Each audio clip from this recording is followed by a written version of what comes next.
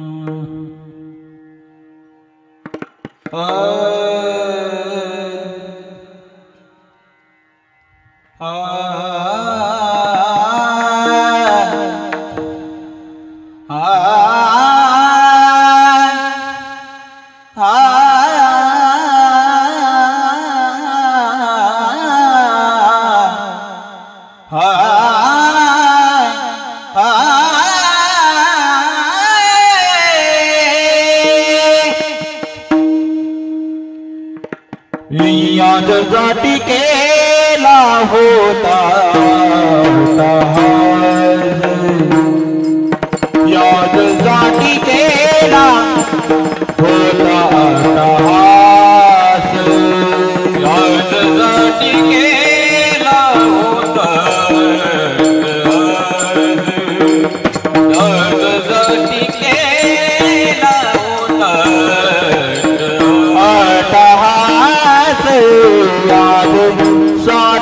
केला होता अट्टहास यादसाठी केला होता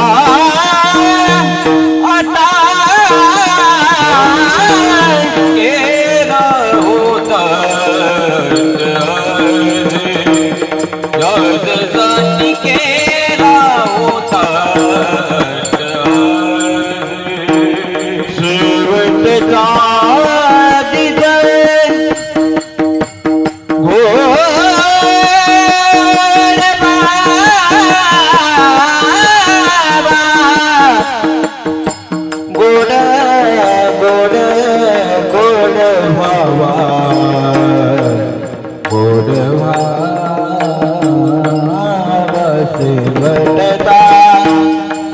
शेवटचा दिस गोड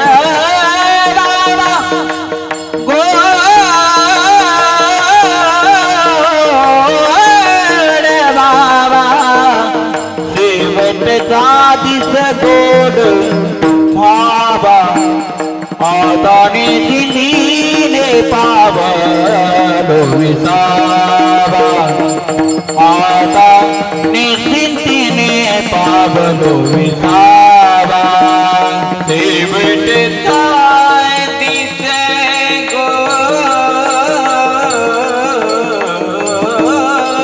भावा शेवटचा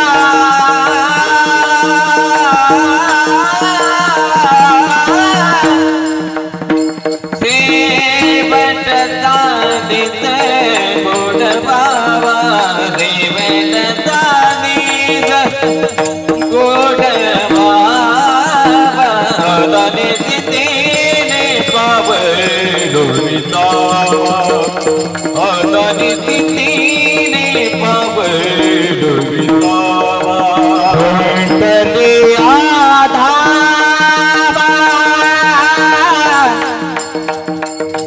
हे धावा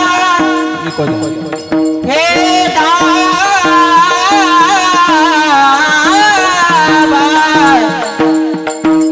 हे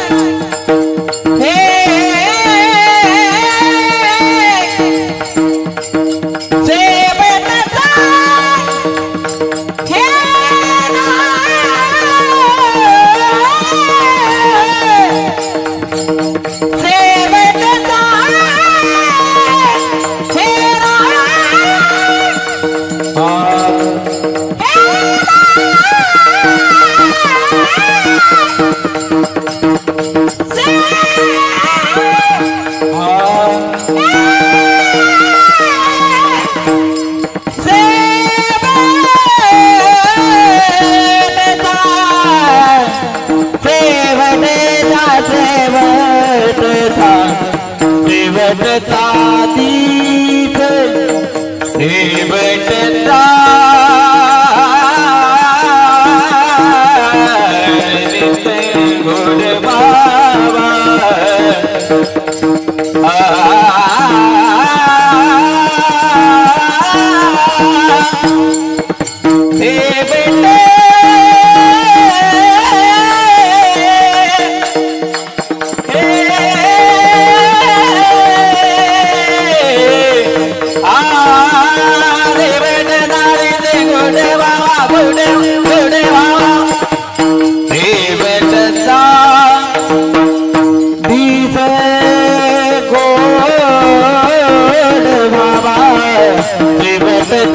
दिस गोड भावा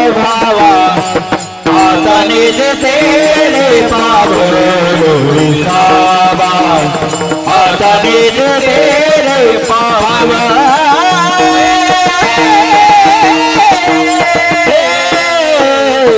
विठाला विठाला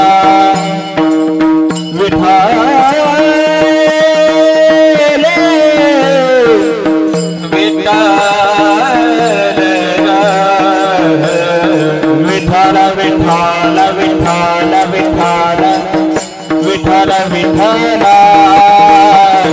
विठ्ठल विठ्ठल विठ्ठल विठ्ठल विठ्ठल विठ्ठल विठ्ठल विठ्ठल विठ्ठल हे विठ्ठल विठ्ठला विठ्ठल विठ्ठला विठ्ठल विठ्ठल विठ्ठल विठ्ठल विठ्ठल हे विठ्ठल विठ्ठल विठ्ठल विठ्ठल विठ्ठल विठ्ठला विठ्ठल विठ्ठल विठ्ठल विठ्ठल विठ्ठल विठ्ठल विठ्ठला हे विठ्ठल विठ्ठल विठ्ठल विठ्ठला विठ्ठल विठ्ठल विठ्ठल विठ्ठल विठ्ठल विठ्ठला हे विठ्ठल विठ्ठल विठ्ठल विठ्ठला विठ्ठल विठ्ठल विठ्ठल विठ्ठल विठ्ठल विठ्ठला विठ्ठल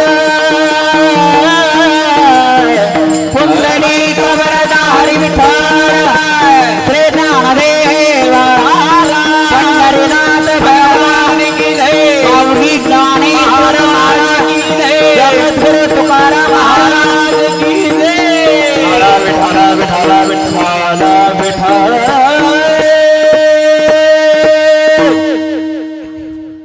वाह याजसाठी केला होता टहास शेवटचा दिस गोड भाव आता निश्चिंतीने पावलो वित्तिष्ठन् तमानंद गंधम परब्रह्मलिंगम भजे पांडुरंगम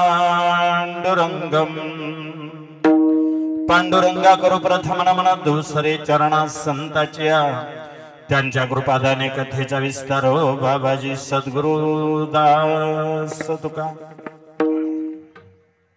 जयाचा जने जनम नामार्थ झाला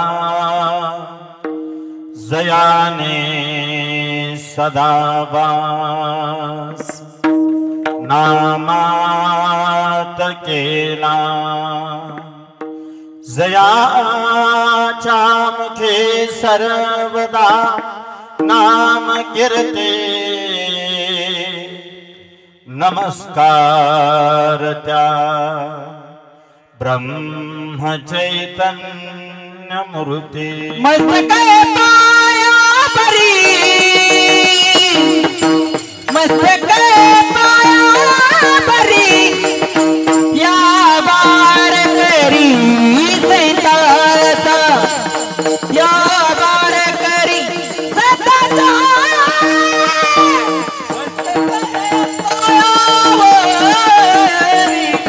मस्तके पाया या बार करी सताचा या बार करी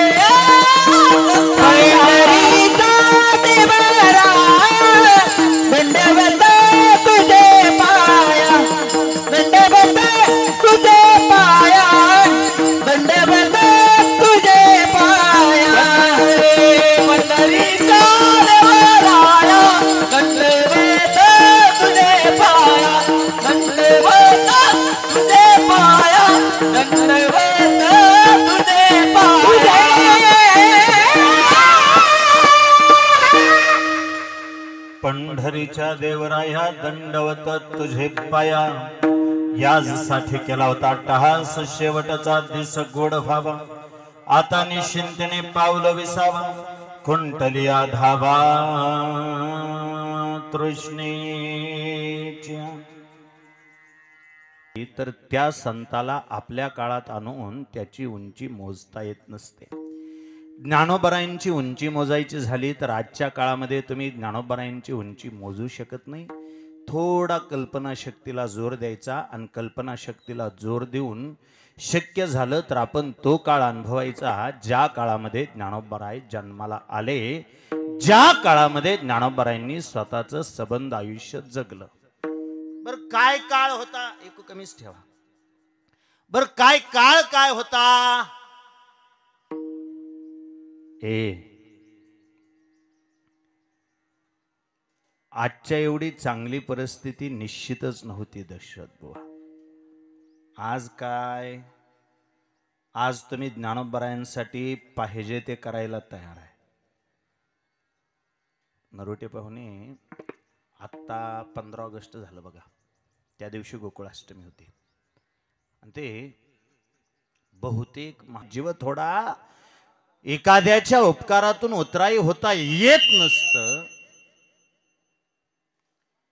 एखाद्याच्या उपकारातून उतराई होता येत नसतं, पण प्रयत्न करायला काय हरकत म्हणून त्या आळंदीच्या मंदिर समितीनं निर्णय घेतला, म्हणे ज्ञानोबरायांच्या जन्माला 750 वर्ष पूर्ण होत आहेत, म्हणून ज्ञानोबरायांच्या मंदिराला सोन्याचा कळस बसवायचा. बरं पाटील पाहुणे, त्याच्यावरती निर्णय झाला, कळस बसवायचा ठरला, पण किती किलो वजनाचा कळस. अडचण अशी आली, मंदिराला 11 किलो सोन्याचा कळस बसवायचा ठरला खरा, पण एकाच माणसाने 11 कोटी रुपये वर्गणी दिली. आता बघा बरं केवढी अडचण झाली समितीची.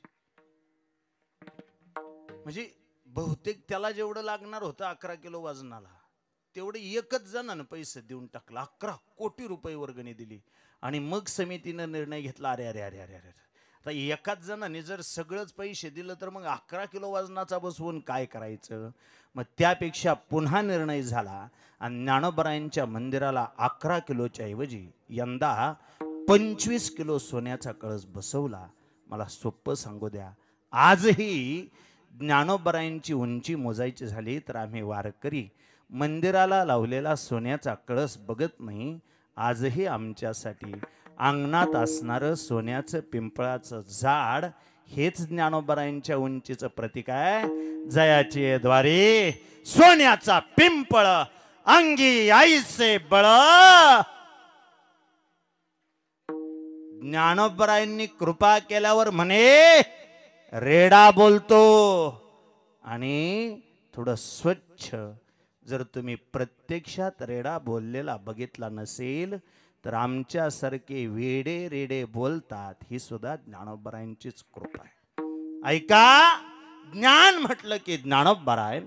शांतीचं खातं जातं नाथबाबांकड, भक्तीचं खातं जातं नामदेवरायांकड, आणि वैराग्याचा मूर्तिमंत पुत्र असणारे जगद्गुरु तुकोबा आजच्या अभंगामध्ये अतिशय सहज साधं सोपं बोलतात. तुकोबरायांच्या मुखातली भाषा सहज आहे, साधे आहे, सोपे आहे, पण विचार करायला लावणार आहे एवढं मात्र निश्चित आहे. तुकोबा सांगतात, याच साठी केला होता अट्टहास, शेवटचा दिस गोड व्हावा. आम्ही जो अट्टहास केला तो शेवटचा दिवस गोड व्हावा, याच्यासाठी आम्ही अट्टहास केला. बर थांबा बुवा, अट्टहास केला असं जर म्हणता तर आम्ही तुमचं चरित्र वाचलं. पांगारकर नावाच्या लेखकानं तुमचं जे चरित्र लिहिलं त्यात 4 तुकोबा सांगितले. एक संसारी तुकोबा, दुसरे साधक तुकोबा, तिसरे सिद्ध तुकोबा आणि चौथे संत तुकोबा. पण त्या 4 तुकोबांचा जर विचार केला, तुम्ही म्हणता आम्ही अट्टहास केला म्हणून, पण तुकोबा तुमच्या चरित्रात आम्हाला असं जाणवलं, तुमच्या बाप जाद्याच्या घरी 527 एकर जमीन होती, दिवाणजी होती, महाजनी होती, सावकारकी होती. एवढ्या सगळ्याची तुम्ही राख रांगोळी केली. जाळोनी संसार बैसलो अंगणी ही तुमची अवस्था झाली. तुकोबा जर तुम्ही अट्टहास केला असं म्हणता तर अट्टहास करून तुम्ही नेमकं मिळवलं काय तेवढं सांगा. बरं आम्ही तुम्हाला गरीब म्हणलो तर बहुतेक तुम्हाला ते सहन व्हायचं नाही. तुमच्या गरिबीची कबुली तुम्ही स्वतः दिली. तुम्हीच म्हणला, आम्ही सदैव सुडके, जवळ येता चोर धाके, जाऊ पुढती भिके, कुत्री घर राखीते ही तुमची अवस्था झाली. बुवा, आई मेली, बाप मेला, बायको मेली, पोटचा पोरगा मरून गेला, दावणीचा बैल वैरणी वाचून मरून गेला. तुम्ही स्वतः सांगता स्त्री एक अन्न अन्न करता मेली म्हणून. सांगा बुवा, अट्टहास करून तुम्ही नेमकं मिळवलं काय? हसले तुकोबा आणि तुकोबा म्हणतात, लेकरांनो, मी अट्टहास केला वेगळ्या कारणासाठी आणि तुम्ही मोजलं वेगळं. मी माझी परिस्थिती सुधारावी म्हणून अट्टहास केलाच नव्हता. मी माझी मनस्थिती सुधारावी म्हणून अट्टहास केलता. तुम्ही पैसा मोजताय. बहुतेक निष्ठावंत वारकऱ्याची श्रीमंती मोजत असताना त्याला पैशाचा टेप लावून चालत नसतंय. ती निष्ठावंत वारकऱ्याची श्रीमंती पुण्याच्या टेपाने मोजायची असते. ऐका ऐका ऐका, तुकोबा सांगतात, लेकरांनो, मी अट्टहास केला खरा, पण कशासाठी केला हे जर विचारत असाल तर जन्माला आलो तेव्हा मी होतो केवढा, अनो रेनो या थोकडा. वैकुंठाला निघालो तेव्हा मी झालो केवढा, तुका आकाश एवढा. अनो रेनोपेक्षा लहान होतो, आभाळा एवढा उंच झालो, आभाळा एवढा मोठा झालो. बहुतेक अनो रेनोपेक्षा लहान असताना आभाळा एवढं मोठं होता यावं याचसाठी केला होता अट्टहास. त्याच्यासाठी मी माझ्या आयुष्यामध्ये अट्टहास केला होता. बर, नेमका शेवटचा दिवस गोड व्हावा याच्यासाठी जर बुवा तुम्ही अट्टहास केला होता तर आम्हाला हे सांगा, तुमच्या आयुष्यातला शेवटचा क्षण नेमका झाला कसा? शेवट तो भला, शेवट तो भला, शेवट तो भला, शेवट तो भला, शेवट तो भला, शेवट तो भला, शेवट तो भला, शेवट तो भला, शेवट तो भला, शेवट तो भला, शेवट तो भला, शेवट तो भला, शेवट तो भला, शेवट तो भला, शेवट तो भला, शेवट तो भला,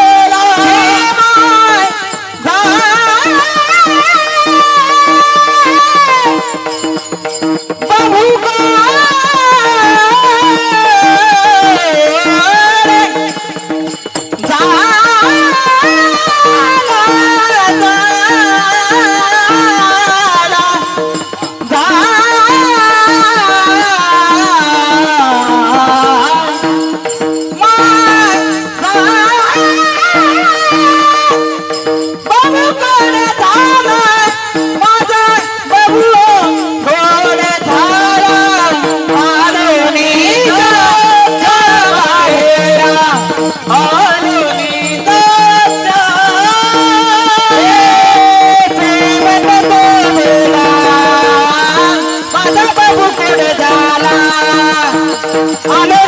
माहेरा बेटी रखमाईचा बैला तो भला,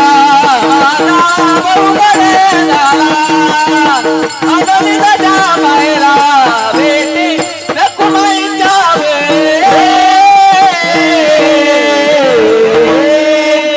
शेवट तो भला माझा बहुगोड झाला, आलो निजाच्या माहेरा, भेटे रखमाईच्या वरा.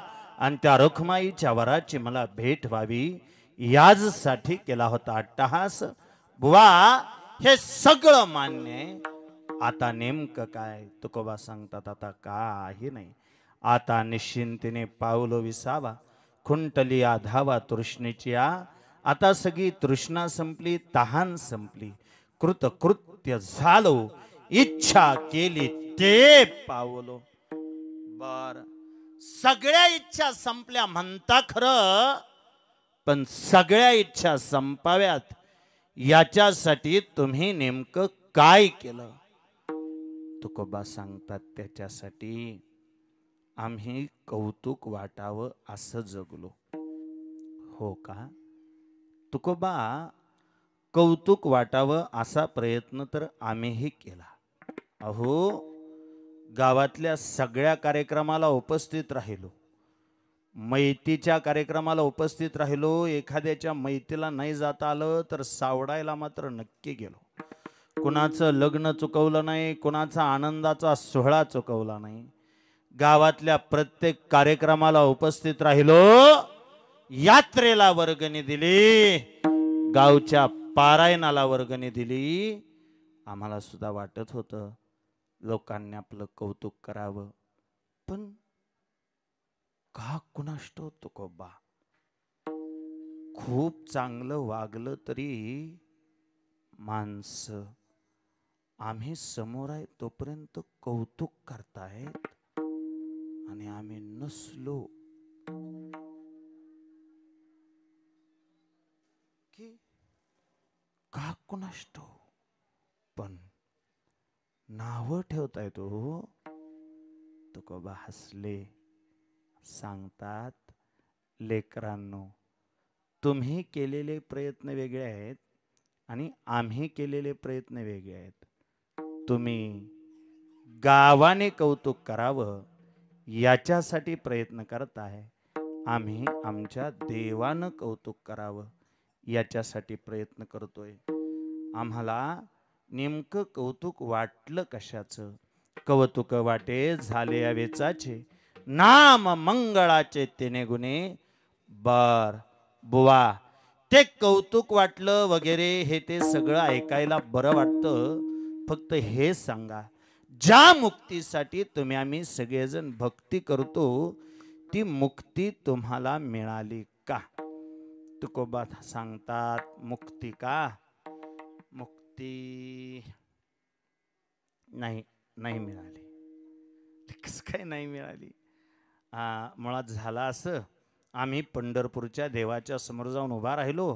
त्या विटेवरच्या मालकानं उजव्या बाजूला मुक्ती ठेवली, डाव्या बाजूला जन्म ठेवला आणि आम्हाला विचारलं, बाबांनो तुम्हाला मुक्ती पाहिजे का जन्म?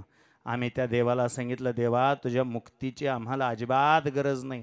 न लगे मुक्ती धनसंपदा संत संग देई सदा. त्या तुझ्या मुक्तीपेक्षा आम्हाला तू जन्म दे. मुक्ती नको त्यापेक्षा घेईन मी जन्म. याजसाठी देवा तुझी चरण सेवा साधावया. देवा त्या मुक्तीपेक्षा आम्हाला तो जन्म दे. कारण असं आहे भगवंता, मुक्त होण्यामध्ये जो आनंद नाही त्याच्या 1000 पटीनं आनंद वारकरी होण्यात आहे.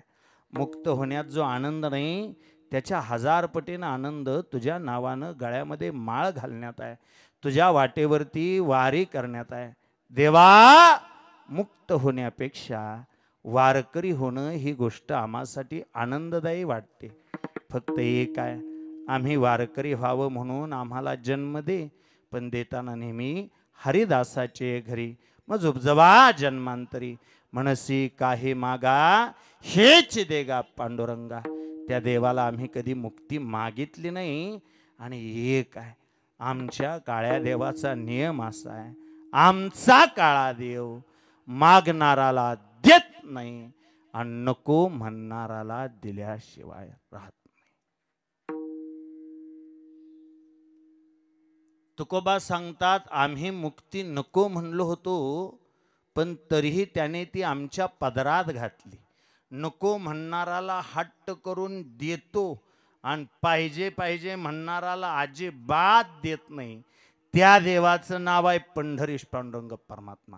नाहीतर आपण एवढे वेळा पंढरपुरात गेलो, आजपर्यंत आपण एकदाही मागितल्याशिवाय माघारी आलो नाही. गंमत अशी आहे, आपण मागतो आपल्याला तो देत नाही, आपण मागतो आपल्याला तो देत नाही. दुनिया संत मागत नाहीत आणि त्यांना दिल्याशिवाय तो राहत नाही. नाहीतर आम्ही परमार्थ केला त्यातही आमचा स्वार्थ आम्ही कधी सोडला नाही. 22 दिवसाची वारी करून पंढरपुरात पोहोचलो आणि पंढरपुरात पोहोचल्या पोहोचल्या का कुणास ठाऊक हे वाढाळ मन एवढं वाढाळ आहे, घरी असलं की पंढरपूर आठवतंय आणि पंढरपुरात गेलं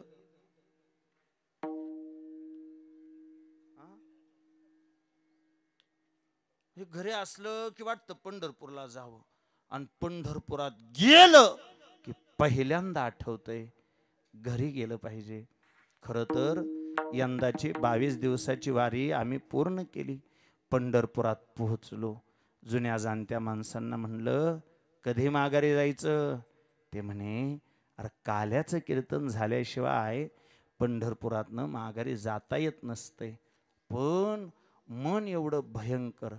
आम्ही काही प्रमाण पाठ करून ठेवली, त्यातलं एक प्रमाण नेमकं आठवलं. कोणतं? तुका म्हणे मोक्ष देखल्या कळस. आम्ही असा विचार केला, अहो पंढरपुरात पोहोचल्यावर पुन्हा काल्याच्या कीर्तनाची वाट बघायची काय गरज आहे? त्या पांडुरंगाच्या मंदिराचा नुसता कळस जरी बघितला तरी मोक्ष आहे. म्हणून आम्ही काही वारकऱ्यांना एकत्र केलं. त्यांना म्हणलं, ऐका, काही काल्याच्या कीर्तनापर्यंत थांबावंच असा काही नियम नाही. प्रमाण असा आहे, नुसता कळस बघितला तरी मोक्ष आहे. तुम्ही माझ्याबरोबर माघारी चला. माघारी चला म्हणल्यावरती वारकरी म्हणे, अहो माघारी कसं जायचं? आपण दिंडीत आलोय. तेव्हा ते पटवून देण्यासाठी मला त्यांना जबरदस्तीनं सांगावं लागलं. त्याला काय झालं? दिंडीत आलो म्हणून. जर एका शिवसेनेच्या 2 शिवसेना होऊ शकतात, एका राष्ट्रवादीच्या 2 राष्ट्रवादी होऊ शकतात, तर एका दिंडीच्या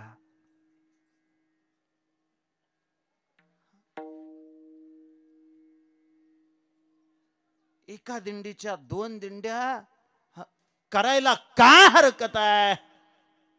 वारकरी बिचारे माझ्याकडे आशेने बघत होते, म्हणून मी सांगितलं, ऐका, जर तुम्हाला असा प्रश्न पडत असेल, एका दिंडीच्या 2 दिंड्या करताना नेतृत्व कोण करेल, तर मी तुमचं नेतृत्व करायला तयार आहे. जे निष्ठावंत होते ते तिथंच थांबले, आणि जे निष्ठानिष्ठीचे होते ते माझ्या बरोबर निघाले. आम्ही माघारी पोहोचलो, दारात आलो. नातू म्हणणारा पळत आला, त्याला आजोबा दिसला आणि आजोबाच्या पायाला नातून मिठी मारली. आणि नातून आजोबाला विचारलं, कुठं गेलता? म्हणला, वारीला. कशासाठी? आणि मला काय आणलं? नातून जेव्हा मला काय आणलं हे विचारलं, तेव्हा आजोबानं पिशवीतून पुण्यात मिळालेले राजगिऱ्याचे लाडू काढले आणि नातूच्या हातावर ठेवले. तेव्हा नातूला पटलं, आपला आजा 22 दिवस जी घरी नव्हता ती निवळ.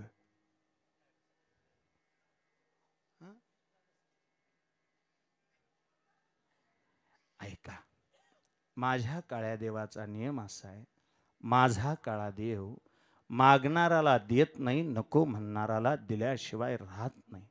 साधू संतानं मुक्ती कधीच मागितली नाही, पण तुकोबा सांगतात, त्या देवानं आम्हाला वैकुंठाला नेलं.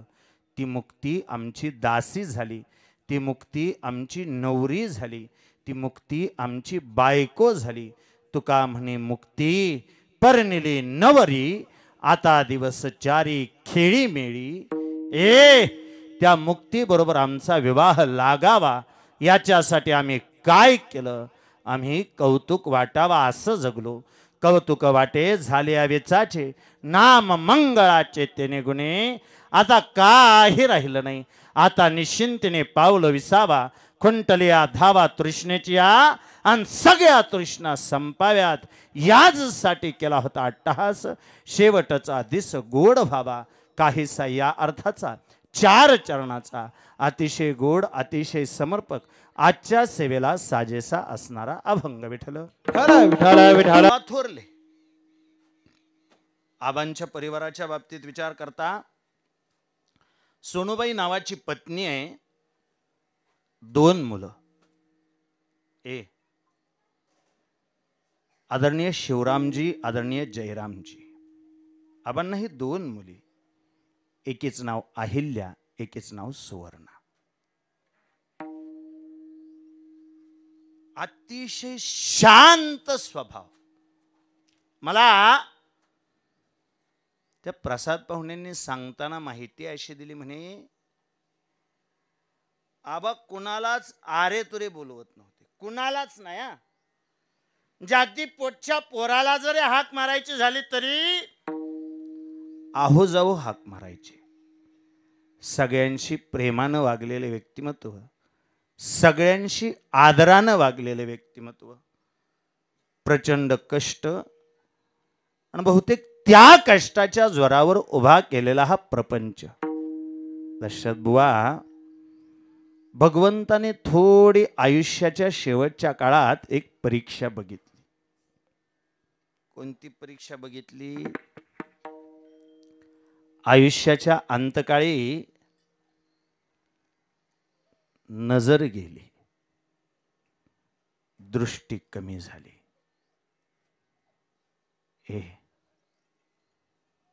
पण लेकरा बाळांनी सेवा कमी नाही केली. आबा, तुमची जरी नजर कमी झाली असेल, दृष्टी कमी झाली असेल, तरीही आम्ही सगळे तुमचे डोळे होण्याचा प्रयत्न करू. प्रचंड सेवा करीत असताना कधी कोणत्या गोष्टीची कमतरता पडू दिली नाही. अरे बुवा, ऐकताना तुम्हाला वेगळं वाटेल, पण नजर गेली आणि नंतर आबांनी एक वेळचं जेवण बंद केलं. का? म्हणायचे, जास्त जेवलो तर माझ्याकडून तुम्हाला त्रास होईल. लेकरं बाळं सांगायचे, आबा हो, तुमची सेवा करण्यात कसला त्रास? आयुष्याच्या शेवटच्या क्षणापर्यंत कुणालाच कसलाच त्रास दिला नाही. उलट आबा घरात होते तोपर्यंत घराला घरपण होतं. आबा घरात होते तोपर्यंत या घराला एक प्रकारचा आधार होता. ते या घराचं न लावलेलं एक कुलूप होतं. पण गेल्या वर्षी सहज देह ठेवला. कापुराच्या वाती उजळल्या ज्योती, ठाईच समाप्ती झाली जैशी. या न्यायानं सहज लिलिया देह ठेवला. क्षणभर लेकर बाळ परिवार भावुक झाला. प्रत्येकाच्या अंतकरणाला, प्रत्येकाच्या डोळ्याला पाणी आलं. आज सुद्धा त्या दोन्ही पुरी दारात येऊन उभा राहतात. सताड उघडे असणारे ते दार बघतात. आज या घरात सगळं फक्त पोरी दारात आल्या की पोरींचा आवाज घेऊन बोलणारा बाप आता या घरात कुठं दिसत नाही. पोरींच्या आवाजाला ओ देऊन साद घालून बोलणारा बाप आता कुठं दिसत नाही. क्षणाक्षणाला आबांची येणारी आठवण लेकरांच्या डोळ्यातून पाण्याच्या स्वरूपाने बाहेर पडते. खर तर माऊली बुवा, तुम्ही याजसाठी केला होता अट्टहास म्हणाल, तुम्ही शेवट तो भला माझा बहुगोड झाला म्हणाल, पण हे काय, पाण्यात मासा जगतो कैसा, जावे त्याच्या वंशा तेव्हाकडे. या न्यायानं आबा गेल्यानंतर काय दुःख आहे, आबा गेल्यानंतर काय वेदना आहेत, आबा गेल्यानंतर काय त्रास आहे, तो बहुतेक त्या परिवाराला माहिती आहे. आज सुद्धा कोणी उशिरा घरी आलं तर अंगणात आल्यानंतर आबांचा आवाज यायचा, तो आवाज यायचा बंद झालाय. ती पोरं बाळ आज जेव्हा अंगणात येऊन उभा राहतात, एका जागेवर आबा असायचे, पण त्या जागेकडे बघितलं की धाक वाटायचा, भीती वाटायची. आता जागा रिकाम्या झाल्या आणि विशाल बुवा, अडचण अशी आहे, आयुष्यातल्या काही जागा रिकाम्या झाल्या की त्या पुन्हा भरता येत नसतात. त्या जागा जशाच्या तशा रिकाम्या राहतात. आज कदाचित सबंध परिवार भगवंताकडे बघत असेल आणि देवाला सांगत असेल, देवा, आई वडिला प्रति असणारी दोन्ही कर्तव्य आम्ही पार पाडली, जिवंत आहे तोपर्यंत सेवा केली, गेल्यानंतर आम्हाला त्यांचं स्मरण होतंय.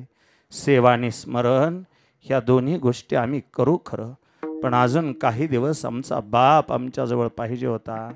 अजून काही दिवस तो बाप आमच्या परिवाराला पाहिजेच होता, पण का कुणास ठाऊक भगवंता आमच्या आयुष्यातून बाप नावाचं छत्र तू काढून घेतलंस.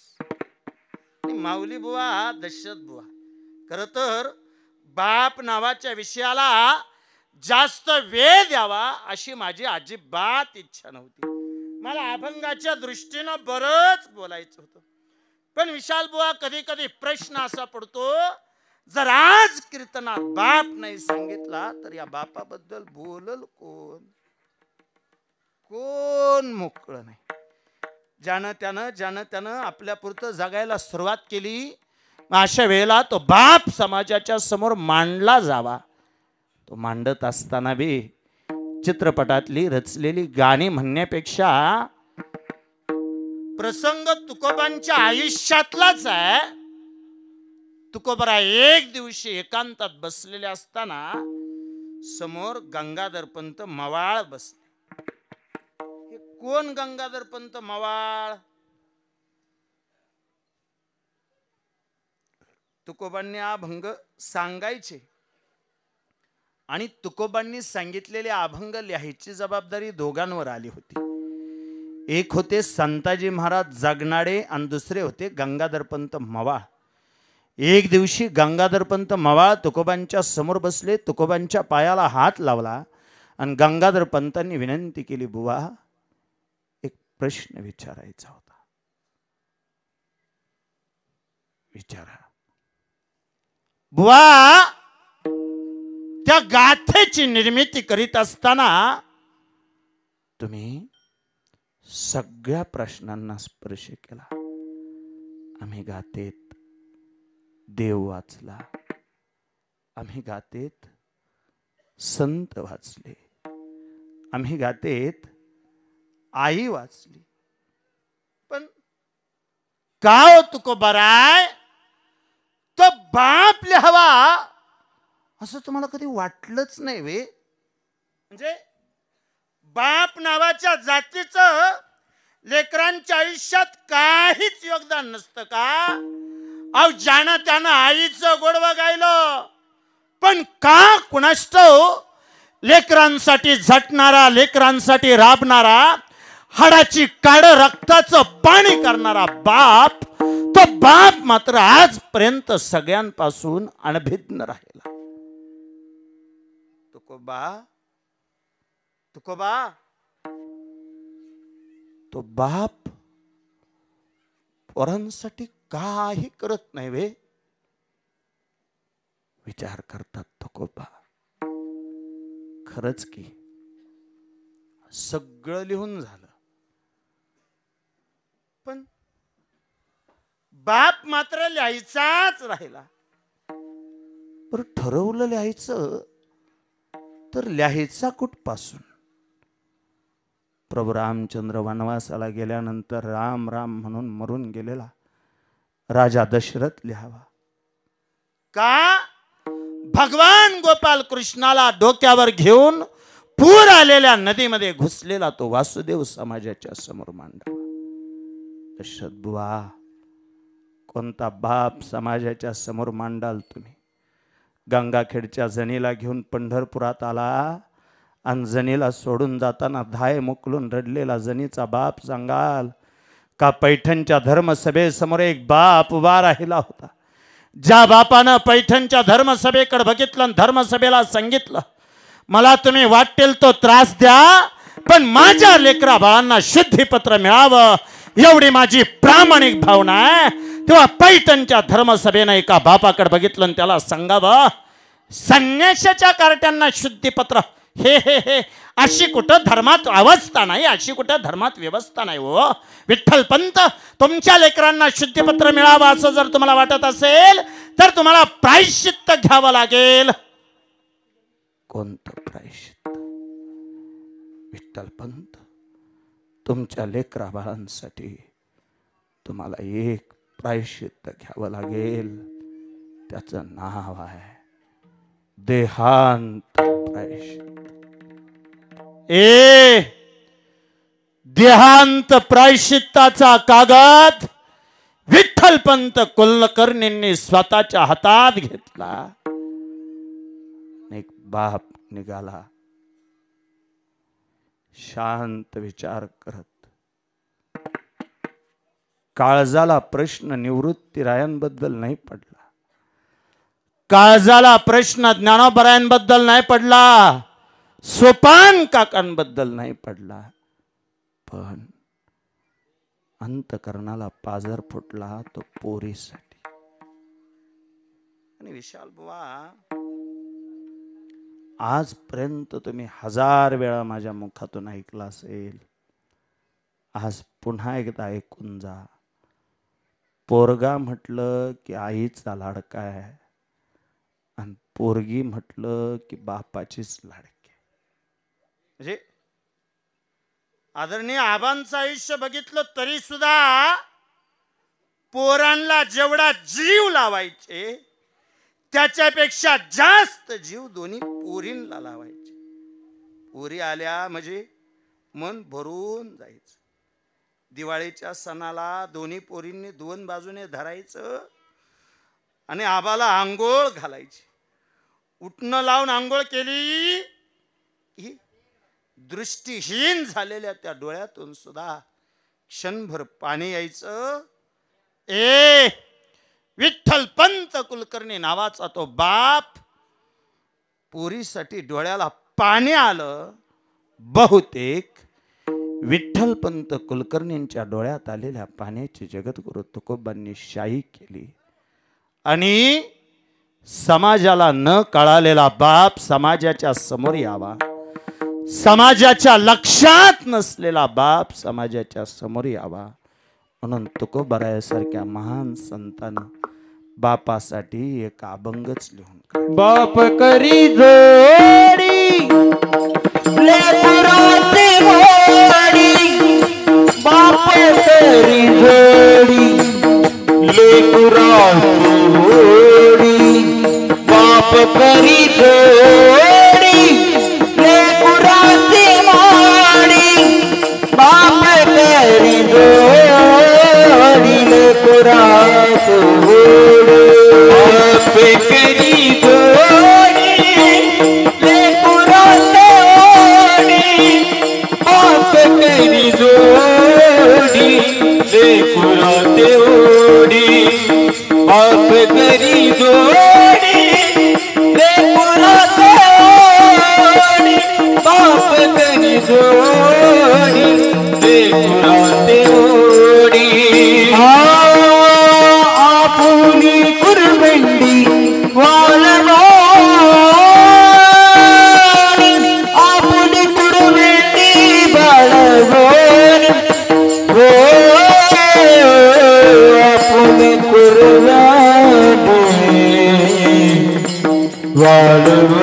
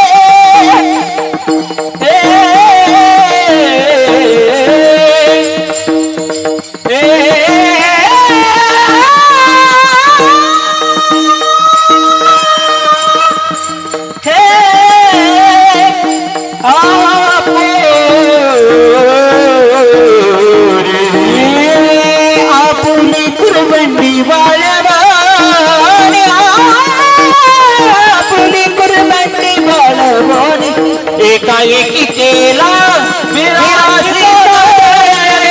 एकाएकी केला मेरा धनी एकाएकी केला मेरा धनी एकाएकी केला मेरा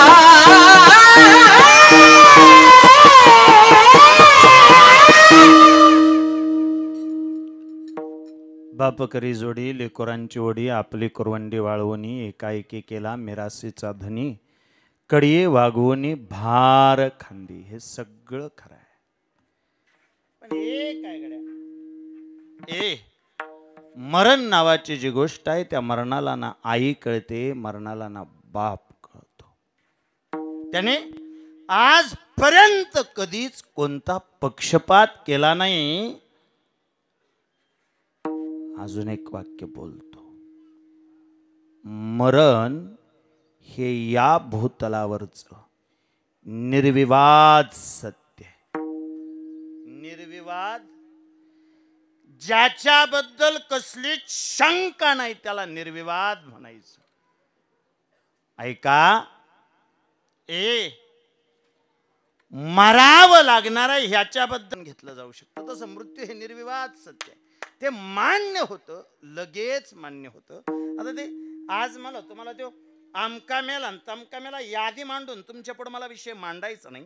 झालता असं विशाल बुवा एक दिवशी कबीरदासजी जात्याजवळ बसले आणि जात्याजवळ बसल्यानंतर कबीरदासजींच्या डोळ्यातून खळकन पाणी आलं. कशासाठी? त्यांनी जात्याची अवस्था बघितली आणि अवस्था बघितल्यानंतर काही दाणे त्या जात्यात भरडले जात होते आणि काही दाणे मात्र अजून सुपात होते. कबीरदासजी सांगतात त्या जात्याकडे बघितलं कबीरदासजी रडायला लागले. ते म्हणतात अहो या जात्याचा जर विचार केला तर या जात्यामुळं प्रत्येक दाण्याला एका ना एका क्षणाला स्वतःला भरडून घ्यावा लागतो. प्रत्येक दाणा एका ना एका क्षणाला भरडून जाणार आहे त्याचं पीठ होणार आहे हे मात्र निश्चित.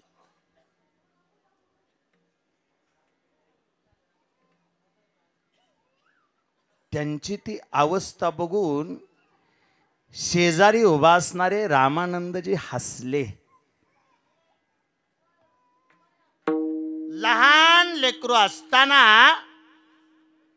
त्या लेकराचे असे भाव झाले असते तर ते मला मान्य होते कबीरा. पण तुमच्यासारख्यानं जात्याकडे बघावं आणि जात्याकडे बघून रडावं हे शोभत नाही. कबीरदासजी म्हणतात रडतो एवढ्यासाठी जसं सुपातले दाणे कधी ना कधी जात्यात जाणार आहेत आणि संपून जाणार आहेत तसा आज जरी मी सुपात असलो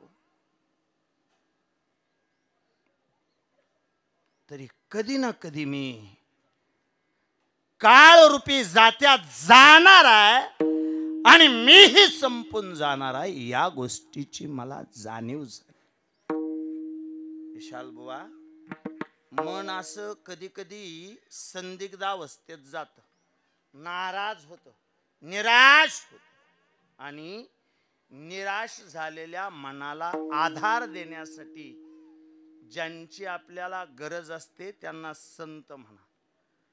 तुम्ही एकांतात असाल, निराश असला, एखादा संत विचार कानावर पडला तर बरेच विचाराची दिशा बदलू शकते. आता बघा तुम्हाला त्या व्हॉट्सअपच्या किंवा मोबाईलच्या दुनियेत बऱ्याच जणांना निराशेतून बाहेर काढण्यासाठी प्रेमानंदजींच्या मुखातून एखादं वाक्य बाहेर पडलं आणि त्यांच्या मुखातलं वाक्य हृदयाला स्पर्श करून गेलं तरी माणसाच्या विचाराची दिशा बदलते. रामानंदजी जवळ उभा राहिले आणि कबीरांना सांगितलं, बाळा त्या जात्याकडे बघून रडत बसायची काय गरज आहे, त्याच्यासाठी का रडतो? प्रत्येक दाण्याचं पीठ होणार आहे हे निश्चित, हा प्रत्येक जीव एक ना एक दिवस संपणार आहे निश्चित. फक्त तू जरा जात्याचं नीट निरीक्षण कर. जात्याला एकूण 2 खुटे आहेत. एक खुटा स्थिर आहे आणि एक खुटा सदैव फिरत राहतोय. ऐका, एक खुटा स्थिर आहे, एक खुटा सदैव फिरत राहतोय. जो स्थिर आहे तो शिव आहे आणि जो फिरतोय तो जीव आहे. आता तुम्ही ठरवा. काही जण जीवाच्या अधीन जाऊ शकतात, काही जण शिवाच्या अधीन जाऊ शकतात. जे जीवाच्या अधीन गेले ते पिसून मेले, पण ज्यांनी स्थिर असणारा शिवरूपी खुटा स्वतःचा करून घेतला किंवा जे त्या स्थिर खुट्याजवळ जाऊन उभा राहिले ते वाचले. कसे वाचले? कोण वाचलं? म्हणजे जे जीवाच्या नादी लागले ते मेले म्हणावं आणि जे शिवाच्या नादी लागले ते वाचले म्हणावं. थोडक्यात बुवा तुमच्या चिंतनाचा विषय असा, जे संसाराच्या नादी लागले ते मेले आणि परमार्थाच्या नादी लागले ते वाचले. जर वाचले म्हणत असाल तर सांगा फक्त एकदा आम्हाला, कोण वाचलं? यादी सांगू आम्ही तुम्हाला. यादी. आजा मेला, पंजा मेला, बाप मसना गेला, देखत नातू पंतू तोही तैसा झाला, ही यादीच आहे. आणि अलीकडच्या काळामध्ये कुणी मेलं तरी तुम्हाला एक प्रमाण ऐकाय मिळतं बघा. कुणी मेलं की त्याचा फुट ठेवायचा आणि त्याच्या मागे एक गाणं लावायचं, कंच.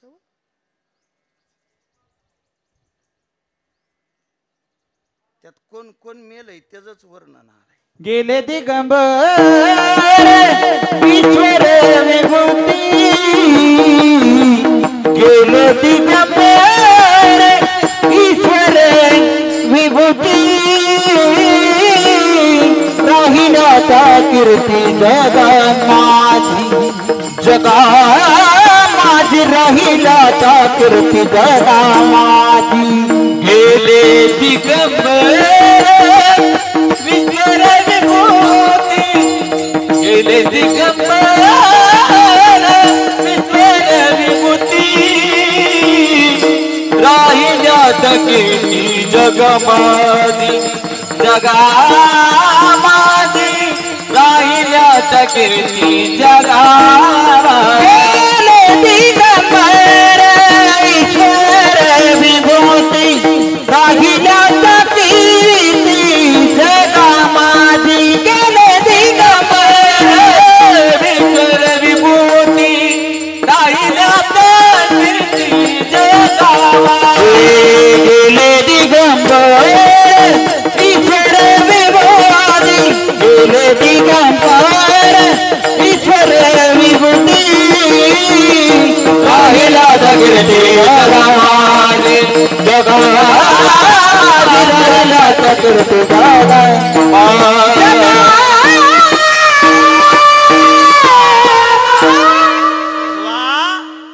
किती दुटप्पी भूमिका झाली. 5 मिनिटापूर्वी तुम्ही म्हणत होता संसाराच्या नादी लागले ते मेले आणि परमार्थाच्या नादी लागले ते. अवघ्या 5 मिनिटात तुम्ही प्रमाण देऊन मोकळं झालाय. गेले दिगंबर ईश्वर विभूती, राहिल्या त्या कीर्ती जगा माझी.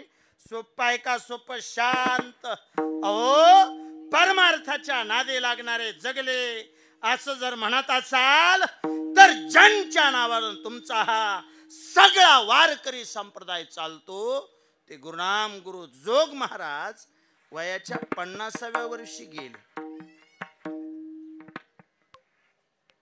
एक नाही 3 आजार होते. बगेंद्र होतं, आल्सर होता आणि बीपीचा त्रास होता. एवढ्या 3 आजारामुळं अगदी देहत्याग केल्यासारखा देह ठेवला आणि वयाच्या 50व्या वर्षी जोग महाराज केले. बर, त्यांच्यापेक्षा मोठा वारकरी किमान आता तरी तेच गेले असं नाही, त्यांच्या वाटेनं या महाराष्ट्रातले कित्येक निष्ठावंत वारकरी गेले. कसं म्हणता तुम्ही? संसाराच्या नादी लागलेले गेले आणि परमार्थाच्या नादी लागलेले वाचले. थोडक्यात खोटं बोलता काय? नाही, अजून बी माझा मुद्दा तोच आहे. संसाराच्या नादी लागलेले गेले आणि परमार्थाच्या नादी लागलेले वाचलेच वाचले. कसे वाचले? थोडं ताट बसून माझ्या बरोबर थोडं बोला, सांगा मला. वाचले कसे ह्या रूपानं सांगतो. आजही ज्ञानोबांची समाधी आळंदीला, नाथांची पैठणला,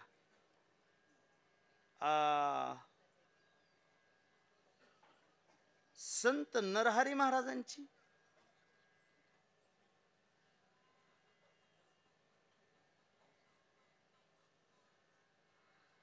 नरहरी महाराज सोनार. नाही, लय विचार करत बसू नका, राहू द्या नरहरी महाराजांची, तुकोबारायांची देहू म्हणू नका. नाही, देहूतून सदेह वैकुंठाला गेले, एवढं देहूचं श्रेष्ठत्व. आणि नरहरी महाराजांची समाधी, विशालबुवा ऐका, नरहरी संत श्रेष्ठ नरहरी महाराज सोनार यांची समाधी नाही असं म्हणू नका. पंढरपुरात गेला, चंद्रभागेला स्नान करा, भक्त पुंडलिकाचं दर्शन घ्या, पायऱ्या चढून वर या, तिथं 15 जणांची समाधी आहे. कुणाची? नामदेवराय आणि नामदेवरायांच्या घरातले 14 आणि स्वतः जना, अशी 15 जणांची आहे. 4 पावलं मागं सरलं, चोखोबरायचं दर्शन घ्या, दर्शन बारीत उभारा, कान्होपात्रेचं दर्शन घ्या, पुढं सरा, गारेचा गणपती आहे, पुढं सरा, महालक्ष्मी आहे, पुढं सरा, गरुड स्तंभाला कडाडून मिठी मारा, गाभारात या, पांडुरंगाकडे डोळे भरून बघा, भगवंताची कंबर. ही संत नरहरी महाराजांची समाधी.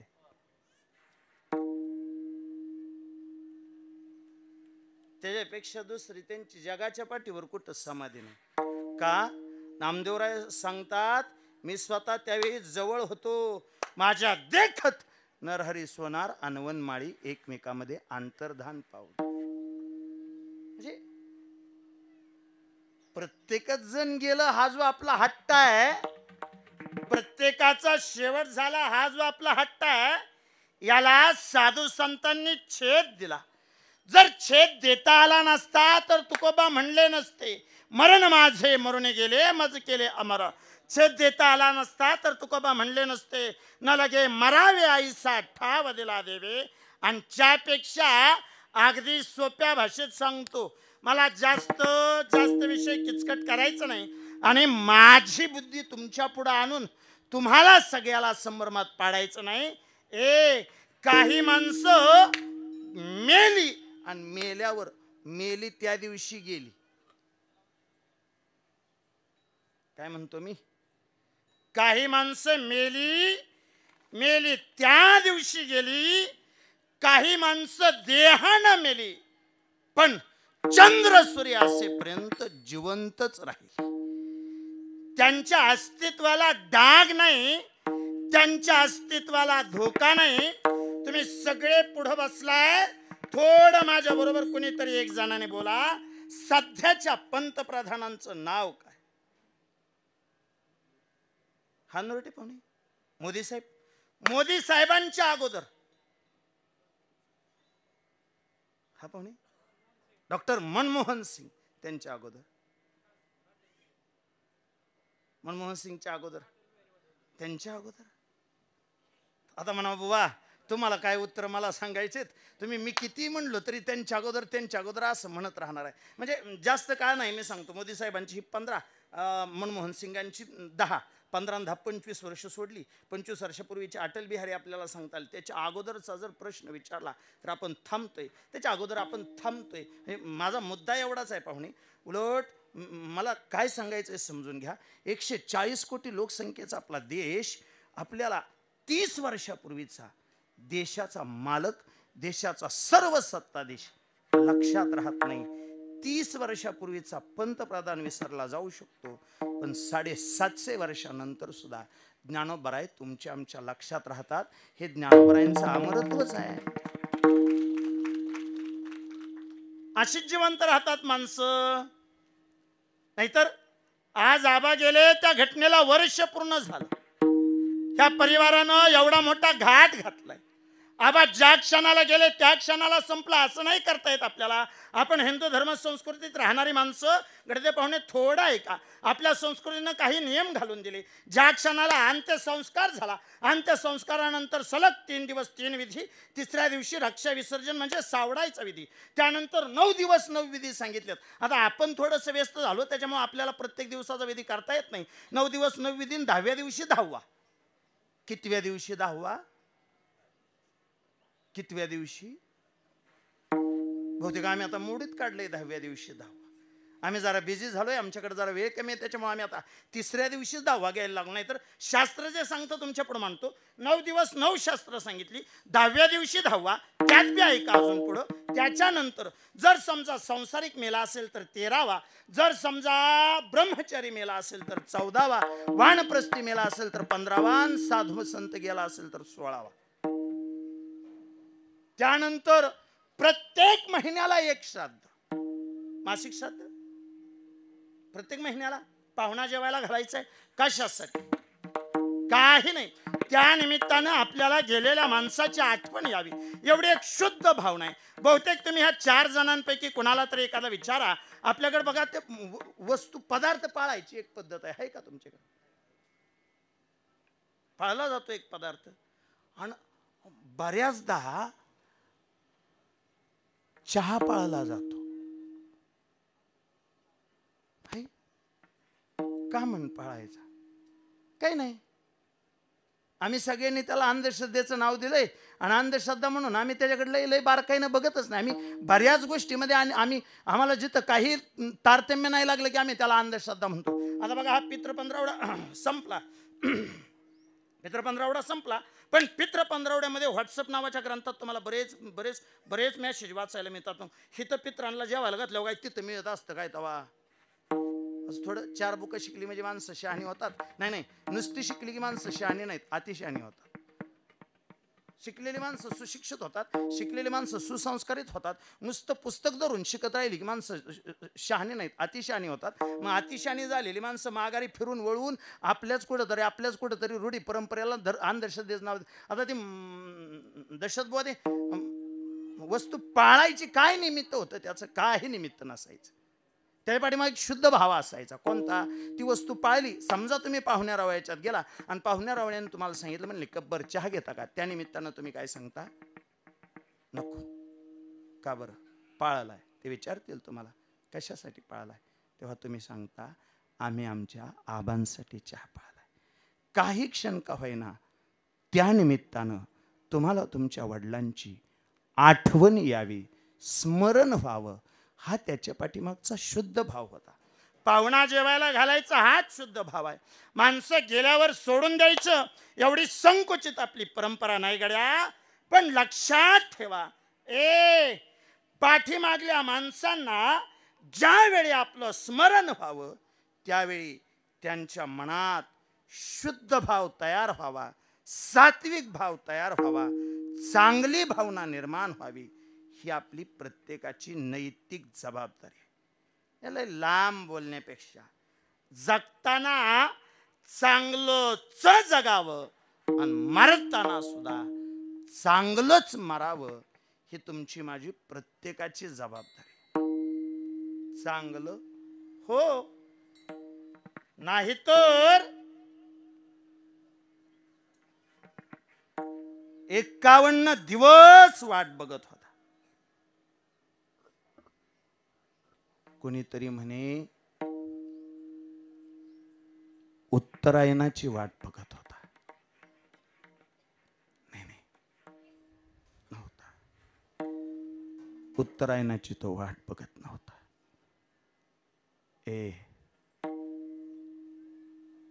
'शरीराला 113 बाण लागले होते. तो शरपंजरी पडला होता. कधी कधी डोळ्याला पाणी यायचं, पण 51 दिवस तो स्थिर राहिला होता. का कुणास ठाऊक, पण देह सोडावा, जीव सोडून द्यावा असं त्याला वाटत नव्हतं. तो कुणाची तरी का होईना पण वाट बघत होता. 51 दिवसानंतर जगाचा बाप गोपाल कृष्ण त्याच्या शेजारी येऊन उभा राहिला. कृष्णानं हात हातात घेतला आणि हाक मारली, पितामह, पितामह.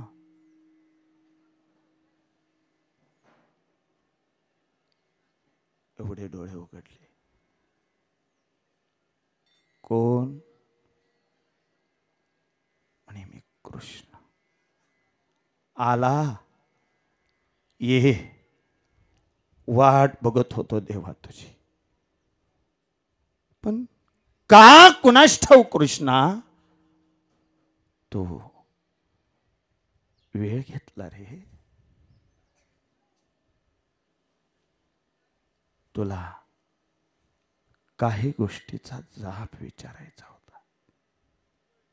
बोला. देवा, बाकी सगळं राहू दे, फक्त एक सांग, काय चुकलं म्हणून एवढं भोगायचं आलं. अरे, गेल्या अवतारात तो एका गिधाडाला मरताना स्वतःची मांडी दिली. देवा, त्या जटायूला मरताना तो स्वतःची मांडी दिली. मी गंगेच्या आणि शंतनूच्या पोटी जन्माला आलो. नाव माझं देवव्रत. कोणाचं? भीष्म पितामहाचं नाव देवव्रत. जन्माला आल्याबरोबर आई सोडून गेली. त्या दिवसापासून बापावर प्रचंड प्रेम केलं. समाज सांगतो आई बापाची जागा घेऊ शकते, पण बापाला आईची जागा घेता येत नाही. आयुष्यभर आई नसल्याचं दुःख अंतकरणात मिरवलं. आई नसल्याची सल अंतकरणाला वाटत राहिली.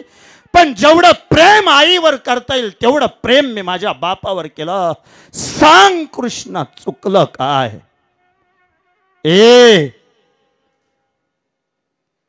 मी तारुण्यात असताना माझ्या बापाला लग्नाचा मोह झाला. स्वतःच्या लग्नाचा मोह झाला. चित्रगंधे बरोबर विवाह करावे अशी बापाची इच्छा झाली.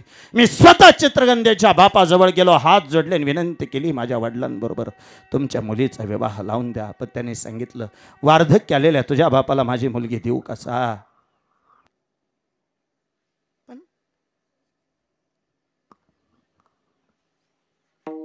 मी माझं तारुण्य बापाला दिलं, बापाचं वार्धक्य स्वतःला घेतलं. त्या चित्रगंधेच्या बापानं एक एक शंका उपस्थित केली. पहिली शंका आहे, देवव्रता, थोरला म्हणून तू गादीवर बसशील, माझ्या मुलीच्या मुलांना काय मिळायचंय? पहिली शपथ घेतली, आयुष्यात कधी गादीवर बसणार नाही. गादीवर नाही बसला तर तू माझ्या मुलीला मारून टाकशील. आयुष्यात कधी स्त्रीवर शस्त्र चालवणार नाही. आणि तुला माहिती होतं कृष्णा, मी उभ्या आयुष्यात कधी स्त्रीवर शस्त्र चालवत नाही. म्हणूनच की काय, अर्जुनाच्या आणि माझ्या युद्धाच्या वेळी मी जेव्हा अर्जुनावर बाण मारत होतो तेव्हा तो अर्जुनाच्या समोर शिखंडी उभा केला.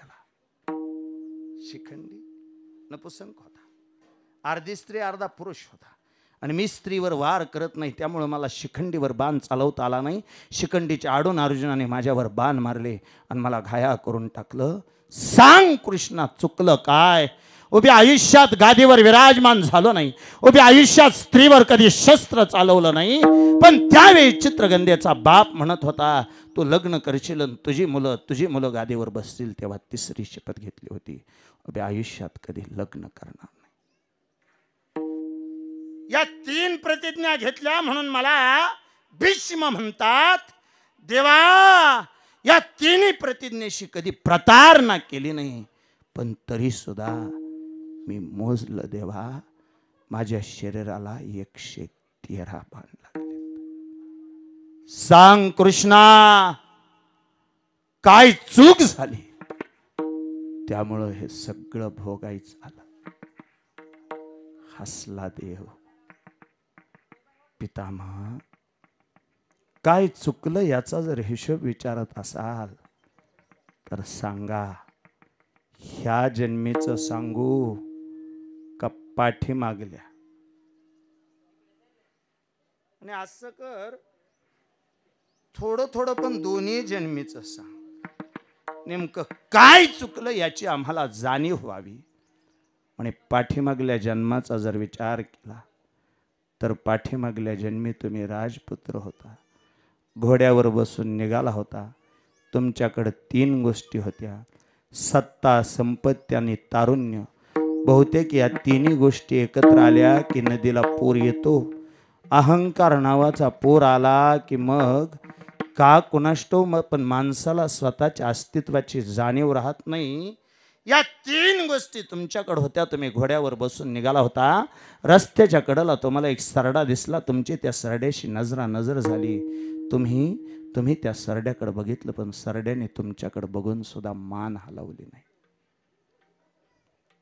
आणि का कुणाष्टो, अजूनही असे बरेच सरडे आहेत जे बघतात पण मान हलवत नाहीत, तटस्थ असतात. तुम्ही चला म्हणला तरी सरडा ताटच, तुम्ही जय हरी म्हणला तरी सरडा ताटच, तुम्ही रामकृष्णारी म्हणला तरी सरडा ताटच.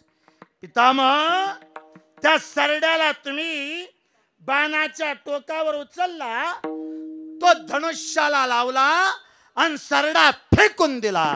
फेकून दिलेला सरडा काट्याच्या फांदरीवर पडला. त्याच्या शरीराला 113 काटे टोचले. त्या मुक्या जनावराला मोजता आलं नाही, पण डोळ्यात पाणी आणून त्याने देवाकडे धावा केला आणि देवाला प्रार्थना केली, देवा, कोणीतरी माझ्या शरीराला काटे टोचलेत, ह्या गोष्टीचा बदला भगवंता तुला घ्यावा लागेल, म्हणून मोजून घ्या. तुम्ही सरड्याला टोचलेल्या काट्यांची संख्या 113 होती. तुमच्या शरीराला लागलेल्या बाणांची संख्या 113 आहे. हे दुसरं काही नाही. केले कर्म झाले, तेची भोगा आले, उपजले मेले ऐसे किती. आणि ह्या जन्मातली चूक म्हणत असाल तर भर सभेत तुमच्या समोर द्रौपदीला आणण्यात आलं. द्रौपदीच्या वस्त्राला दुःशासनाने हात घातला. ते सगळं तुम्ही उघड्या डोळ्याने बघत होता. कदाचित तुम्हाला थांबवता आलं असतं, पण तुम्ही थांबवलं नाही. उलट तुम्ही ते पाप उघड्या डोळ्याने बघत राहिला. पाप करणं म्हणजेच पाप नाही, उघड्या डोळ्यानं पाप बघणं हे सुद्धा पापच आहे. भीष्म पितामहासारखा योद्धा शरपंजरी पडून मेला. त्यापेक्षा गेल्या वर्षी आदरणीय आबांनी हसत खेळत आनंदाने देह ठेवला.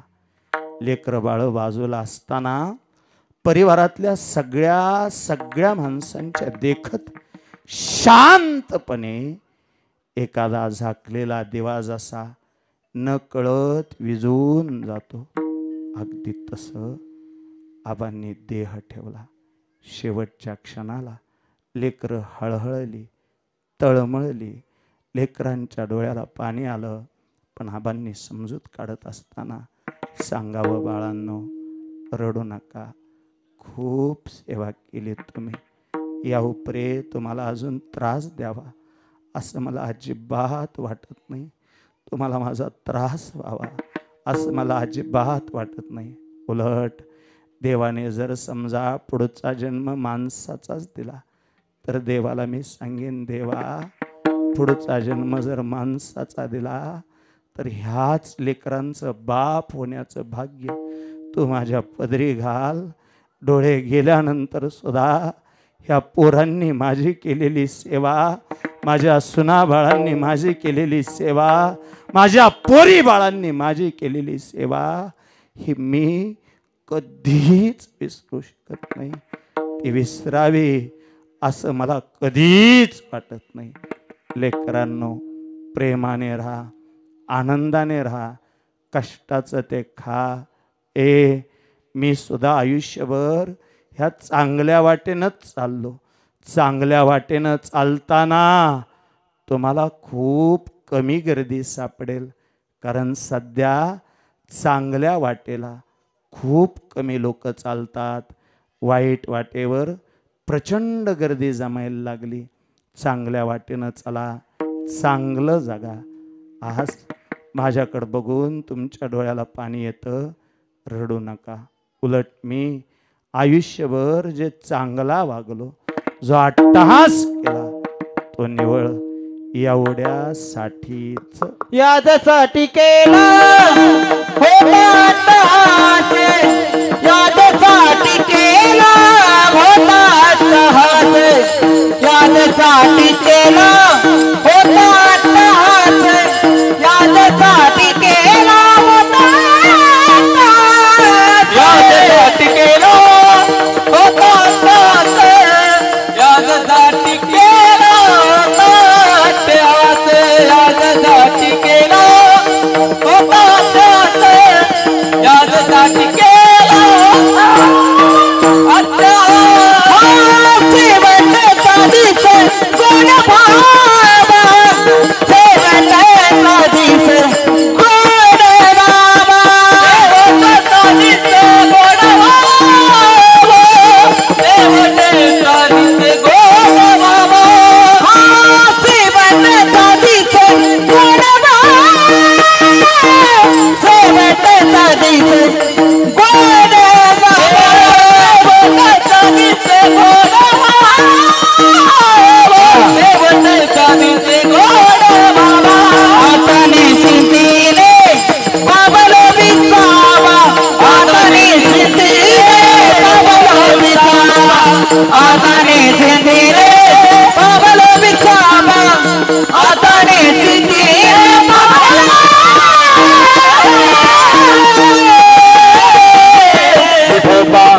रघुमाई रघुमाई विठोबा रघुमाई